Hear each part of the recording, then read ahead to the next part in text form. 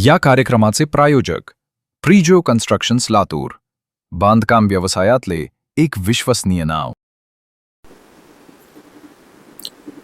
राजकीय विषयाचं विश्लेषण करताना केवळ थापा मारून चालत नाही किंवा अंदाजही बांधून चालत नाही किंवा कुठं वाचलेलं ऐकलेलं त्यावरूनही आपलं मत बनवणं तेही चालत नाही. राजकीय विश्लेषकांनी आकडेवारी पूर्णपणाने तपासली पाहिजे, आकडेवारीचा अंदाज घेतला पाहिजे. सर्वे संस्था काय नेमक्या म्हणतायत, काय परिस्थिती संपूर्ण राज्याची आणि देशाची आकडेवारीमध्ये आहे त्याचा शोध घेतला पाहिजे. आता हाच विषय बघा की देशामध्ये महिला आरक्षण विधेयकाच्या पाठीमागचं जे परिसीमन विधेयक होतं, हे संपूर्ण विधेयक काही लोकसभेमध्ये मंजूर झालं नाही. त्यामुळे देशामध्ये हाहाकार माजलाय, चर्चा चालू आहे, मोर्चे चालू आहेत, आंदोलन चालू आहेत. आणि अशा परिस्थितीमध्ये आजच्या या क्षणाच्या परिस्थितीमध्ये जर निवडणुका झाल्या तर किंवा महाराष्ट्राच्या जर निवडणुका तातडीने झाल्या तर मतपेटी जी आहे महाराष्ट्राची, ही मतपेटी नेमकी काय सांगेल या अत्यंत महत्वाच्या विषयावर आकडेवारीसह आणि विभागवार मी आज आपल्याबरोबर चर्चा करणार आहे. नमस्कार, मी राजू पाटील आणि आपण पाहत आहे द रिंगल लाईव्ह. मित्रांनो, अजूनही रिंगल लाईव्ह हे आपलं लोकप्रिय चॅनल आपण सबस्क्राईब केला नसेल तर माझी विनंती आहे ते जरूर करा. आवडलं निश्चितपणाने शेअर करा, लाईक करायला तर विसरूच नका. मी बोलतोय आकडेवारीमध्येच बोललं पाहिजे, अंदाज वगैरे करून चालत नाही. आता बघा ना, परिसीमन विधेयक किंवा महिला आरक्षण विधेयक आपण म्हणूया, हे 17 तारखेला 18 तारखेला नामंजूर झालं लोकसभेमध्ये. आणि त्यानंतरच्या 3 दिवसाच्या काळामध्ये, 3-4 दिवसाच्या काळामध्ये काय देशातली नेमकी परिस्थिती आहे, देशातल्या नेमक्या जनतेला काय वाटतं याचा सर्वे आम्ही नाही, देशातल्या अत्यंत महत्वाच्या संस्थांनी केलेल्या आहे. मग त्यामध्ये सी वोटर असेल किंवा लोकनीती असेल, CSDS, साम सकाळ सारखे राज्य पातळीवरचे या संस्था असतील, या सगळ्याने केलेल्या संस्थांमध्ये काय दिसून आलेलं आहे, सर्वेमध्ये नेमकं काय दिसून आलेलं आहे की कल कुठं जातोय, या देशातल्या महिला भगिनींना खास करून देशभरातल्या काय वाटतंय, कोण दोषी आहे असं वाटतंय, त्याची 1 मिनिटाची आकडेवारी आपल्याला सांगणार आहे आणि पुढे आपण महाराष्ट्रावर येणार आहे. संपूर्ण देशातल्या 42% महिलांना असं वाटतं, बघा देशभरातल्या 42% महिलांना असं वाटतंय की पूर्णपणे इंडिया आघाडी दोषी आहे आणि इंडिया आघाडीनं जाणीवपूर्वक या महिला आरक्षण विधेयकामध्ये टांग आडवी केलेली आहे. त्याचं पर्सेंटेज आहे 42% तातडीच्या सर्वेमध्ये. आणि 35% महिलांना असं वाटतं की नाही याच्यामध्ये इंडिया आघाडीची काही चूक नाही, ही सरकारची चूक आहे. 2023लाच विधेयक मंजूर झालं होतं तर महिलांचं आरक्षण त्यांनी का लागू केलं नाही असं देशभरातल्या 35% महिलांना वाटतं. 42% महिलांना वाटतं ही विरोधकाची चूक आहे, 35% महिलांना वाटतं ही पूर्णपणे सरकारची चूक आहे. हा विषय आता आपण बाजूला ठेवू, महाराष्ट्रावर येऊ. महाराष्ट्रामध्ये अशाच पद्धतीचा सर्वे झाला आणि सर्वेचे निकाल अत्यंत धक्कादायक आहेत. विभागवार आपण त्याची जर वाटणी केली किंवा कुठल्या मुंबई विभागातल्या, कोकण विभागातल्या लोकांना काय वाटतं, पश्चिम महाराष्ट्र काय वाटतं, उत्तर महाराष्ट्र, मराठवाडा आणि विदर्भातल्या लोकांना काय वाटतं, त्याची आपण आता महत्वाची चर्चा करतोय. आणि आज मतदान झालं तर कोण सत्तेवर पुन्हा येईल तेही मी आपल्याला सांगणार आहे. बघा, महाराष्ट्रातल्या जनतेला 38% जनतेला असं वाटतं, महाराष्ट्रातल्या 38% जनतेला, महिलांना असं वाटतं की काँग्रेस जबाबदार आहे, काँग्रेसमुळेच हे विधेयक पास होऊ शकलं नाही, काँग्रेसने यामध्ये टांग घातली. तर 42% महिलांना असं वाटतं. बघा, देशातल्या आणि राज्याच्या स्थितीमध्ये नेमका उलटफेर आपल्याला दिसून येतोय. 42% महिलांना असं वाटतं की भारतीय जनता पार्टीने हे राजकीय खेळी करून हे विधेयक नामंजूर होईल अशी व्यवस्था केली. वास्तविक 2023लाच ते लागू झालं होतं. महिलांना 2023च्या लोकसभेमध्ये आणि विधानसभेमध्ये आरक्षण देणं आवश्यक होतं असं महाराष्ट्रातल्या 42% महिलांना वाटतं. लाडक्या बहिणींना 42% लाडक्या बहिणींना असं वाटतं. नेमकी उलट परिस्थिती देशाची आणि महाराष्ट्राची आपल्याला दिसून येते.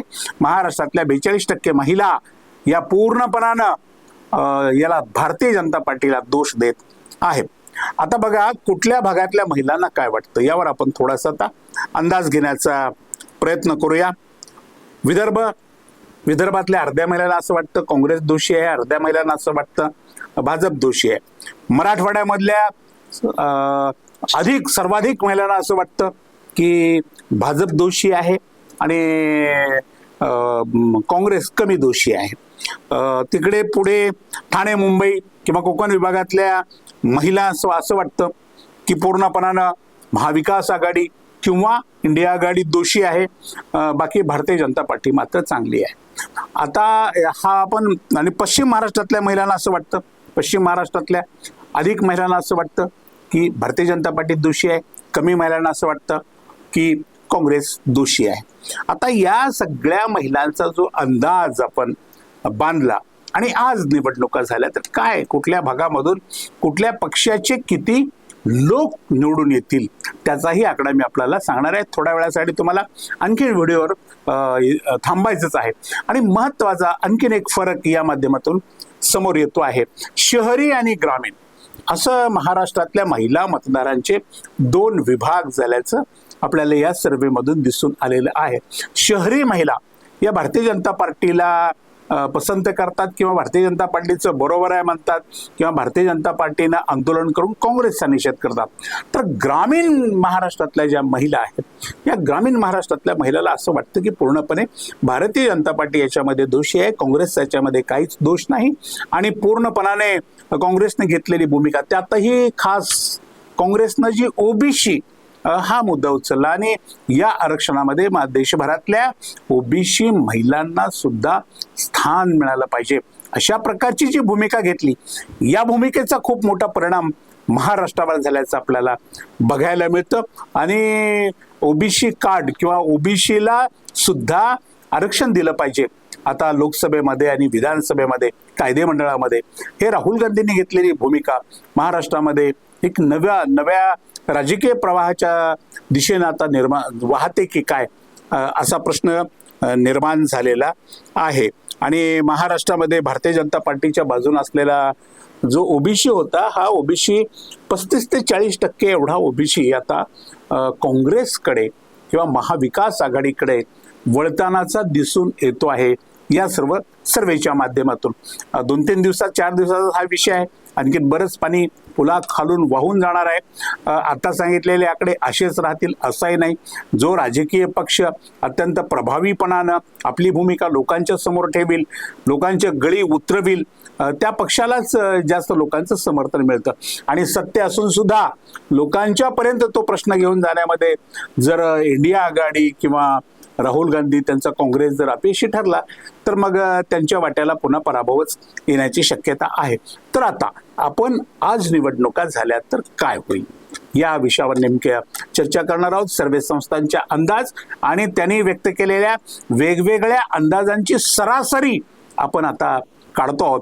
भारतीय जनता पार्टीला 80 ते 90 जागा पुन्हा मिळतील आणि महाराष्ट्राच्या विधानसभेमध्ये भारतीय जनता पार्टी क्रमांक 1चा पक्ष, सिंगल लार्जेस्ट पार्टी आपण ज्याला म्हणतो, ती पुन्हा निवडून येईल आणि 80 ते 90 जागेपर्यंत भारतीय जनता पार्टीच्या आमदारांची संख्या, सदस्यांची संख्या जाईल.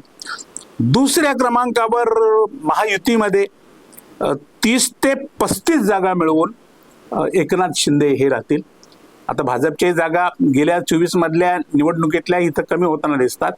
एकनाथ शिंदे 30 ते 35 जागेवर आता राहतील. सध्या आता मतदान झालं तर असं म्हटलं जात आहे. म्हणजे एकनाथ शिंदेच्याही काही जागा इथे आता कमीच होत आहेत. अजित पवार 25 ते 30 जागा केवळ मिळतील असं सांगितलं जात आहे. अजित पवार ही 10-11 जागेला इथे मायनस आहेत. एकनाथ शिंदे ही 10-11 जागेला मायनस आहेत. तर भारतीय जनता पार्टी मात्र जास्त जागेला मायनस असल्याचं आपल्याला दिसतं. 31 जागा त्यांच्या कमी यावेळेला निवडून येतील अशी परिस्थिती पूर्णपणे आहे. म्हणजे बघा, महायुती ज्याला म्हणतो आपण, 135 ते 155 जागा महायुतीला येत आहेत. 145ला महाराष्ट्रामध्ये बहुमत मिळतं आणि यांचे तिघांची एकत्र फिगर केली ते 135 ते 155 जागेपर्यंत महायुती जाऊ शकते. म्हणजे त्यांचं आत्ताचे जे संख्याबळ आहे 205 वगैरे, हे संख्याबळ प्रचंड डाऊन होऊन ते आता 155 वर आज स्थितीत आल्याचं आपल्याला बघायला मिळतं. तिकडे काँग्रेसची काय परिस्थिती आहे बघा. काँग्रेसच्या आज जागा खूप कमी आहेत आणि काँग्रेसच्या जागा 40 ते 50 जागा आज निवडणुका झाल्या तर काँग्रेसला पूर्णपणाने मिळतील असं या सर्वेतून अंदाज बाहेर येतो आहे. तर शिवसेना, आता जे उद्धव ठाकरेंची शिवसेना आहे, या शिवसेनेला 30 ते 40 जागा आता मिळतील असं अंदाज समोर येतोय. आणि शरद पवारांच्या राष्ट्रवादी काँग्रेसला 30 ते 40 जागा असा नवा अंदाज पुढे येतोय. याचा अर्थ 100 ते 135 जागा या महाविकास आघाडीला मिळतील. आणि 15 ते 20 जागा ज्या आहेत, या 15 ते 20 जागा इतर, मग त्यातमध्ये अनेक छोटे मोठे पक्ष जे आहेत यांनाही 15 ते 20 जागा मिळतील असे अंदाज या माध्यमातून पुढे आलेले आहेत. या आजचा भाग आपल्या समोर ठेवण्याचं महत्वाचं कारण काय आहे की संख्यात्मक दृष्ट्या, गणितीय दृष्ट्या काय परिस्थिती, या सगळ्या घटनेच्या काय परिणाम महाराष्ट्रावर नेमका झालेला आहे. या महिला आरक्षण विधेयकाच्या संदर्भामध्ये महाराष्ट्राच्या मतदारांचं काय मत तयार झालेलं आहे, हा अत्यंत महत्वाचा विषय आहे. महाराष्ट्रातल्या 42% महिला, या महिलांना असं वाटतं की पूर्णपणे भारतीय जनता पार्टी दोषी आहे. 38% महिलांना असं वाटतं की काँग्रेस दोषी आहे. परंतु 38 ते 42 हे 4% जे अंतर आहे, या 4%च्या अंतरामुळं महाविकास आघाडीला सत्ता मिळण्याची शक्यता वाटत नाही पूर्णपणानं.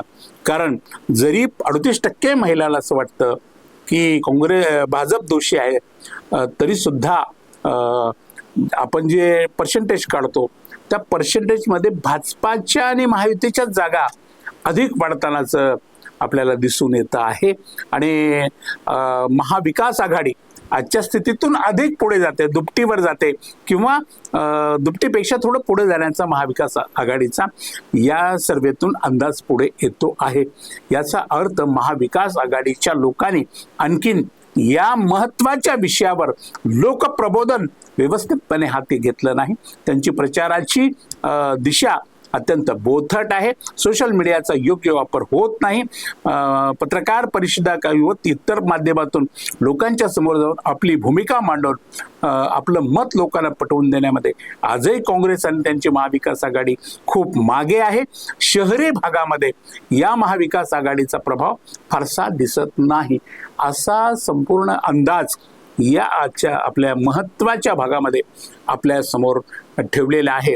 विविध सर्वे आले, त्या सर्वेचं कॅल्क्युलेशन केलं, त्यांची सरासरी काढली आणि सरासरीवरून हे मत किंवा हे अंदाज व्यक्त केलेले आहेत. उद्याच्या निवडणुकीमध्ये हे अंदाज असेच राहतील असंही नसतं, खूप मोठा फरक पडणार आहे. ते 2.5 वर्षाचा मधला आता 3 वर्षाचा गॅप आहे, त्या काळात पुलाखालून बरंच पाणी वाहून जाईल. आज इतकंच. अशाच महत्वाच्या विषयावर रोखठोक भाष्य ऐकण्यासाठी पाहत रहा रिंगण लाईव्ह, आवाज महाराष्ट्राचा.